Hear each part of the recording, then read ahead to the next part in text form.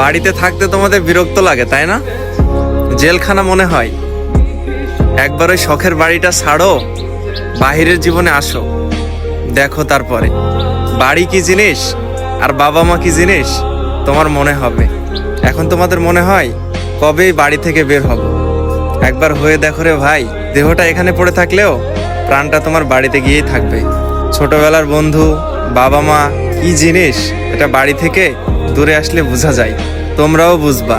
নিজের বাড়ি নামক ওই ঘরটা থেকে একবার বের হও, খুব মনে পড়বে দেখো।